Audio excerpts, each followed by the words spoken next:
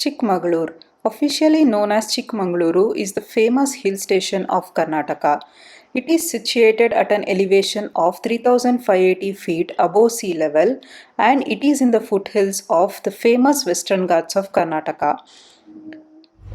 It offers tropical rainforest, waterfalls, and it has its own coffee and coffee estates.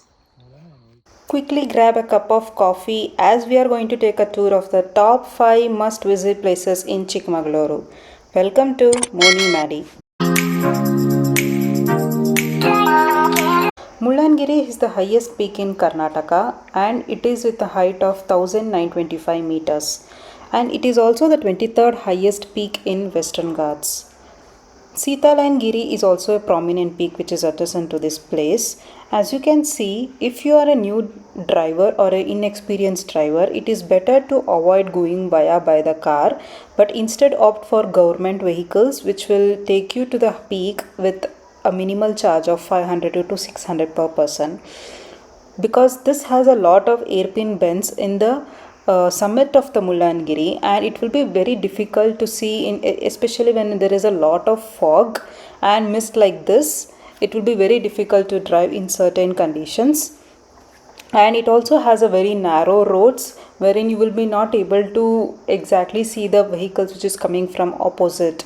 So it's better to plan your trip to this peak accordingly. If you are an inexperienced driver, go with an option of government vehicles. Or you can drop a visit at the Lanagiri, park your vehicle there and from there you can go for Mulangiri. You can also plan to visit this peak via a cab but they will charge you a very high price. So it's better to opt for a government vehicle. So this peak gets its name from the famous Mullappa Swami who is believed to have meditated at the caves only a couple of feet below the summit. You have to take around 400 to 500 steps to reach the highest peak once you have parked your private car in a parking area. Once you have parked your car in the parking area, you can find lot of refreshments to have at that place. We visited in December during a monsoon and the view was completely covered with fog, but it was so awesome and we were so lucky enough to get a sight of the Neelakurinji flowers which will blossom once in 12 years.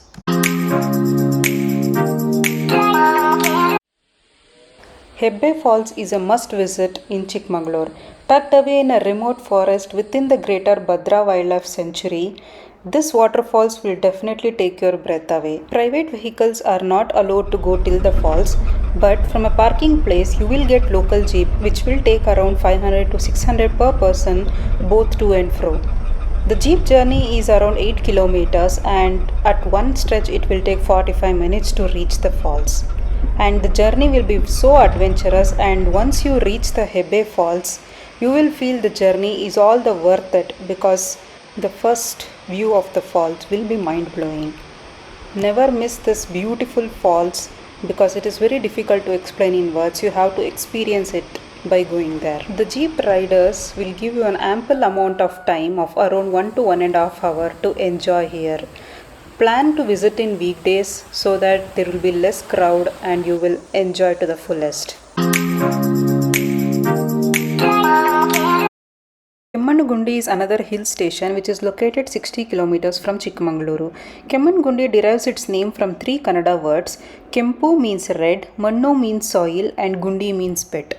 This hill station has a flower park and rock garden which is maintained by Horticultural Department of Karnataka. There are many varieties of roses are cultivated here. You can also visit Z Point, which is a vantage point at Kemmangundi and it is reached by a steep uphill trek of about 45 minutes from Rajbhavan. There is a beautiful waterfall called Shanti Waterfalls which is on the way.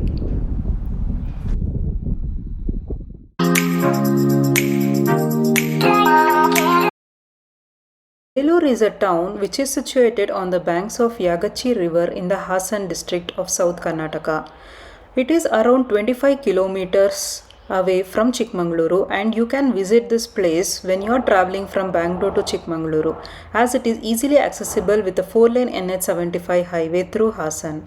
Hassan and Chikmagalur are the closest cities near Belur that are connected by a railway network to major cities of Karnataka. This is near the foothills east of the Western Ghats at an altitude of 3200 feet. The town is renowned for its Chennakeshava temple dedicated to Vishnu, one of the finest examples of Hoysala architecture and the largest Hindu temple complex.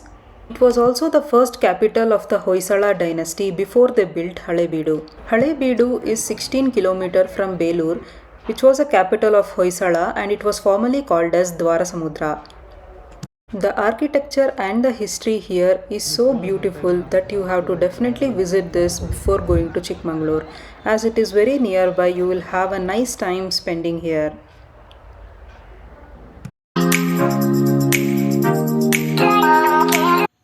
Baba Budangiri or Chandradrona Parvata also belongs to the same hill range of Mullayanagiri.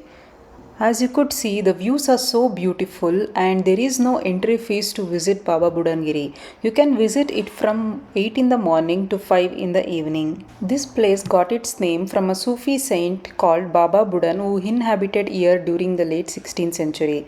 There is a Dattatreya temple, incarnation of Lord Shiva, and a dargah of Saints Baba Budan. Hence, these hills act as a popular pilgrimage center for both Hindus and Muslims. We did not visit the temple, but we rather stayed in a homestay right below the Baba Budangiri hills. The view was so magnificent and we were staying near the peak itself. There are two famous waterfalls on the way to Baba Budangiri. One is Manikyadhara Falls and the second is Jhari Falls, which you can skip it if you are going for Hebe Falls. My suggestion would be to go on a weekdays so that there will be less crowd in all the attractions. All the 5 places can be covered in 2 to 3 days of your itinerary, but if you have more time, you can try to cover all these 10 places. Save it for your future use so that you can plan your itinerary accordingly. Hope you guys liked my video on the top 5 places to visit in Chikmagalur. If you do so, please don't forget to hit that subscribe and like button. See you guys in the next video. Goodbye.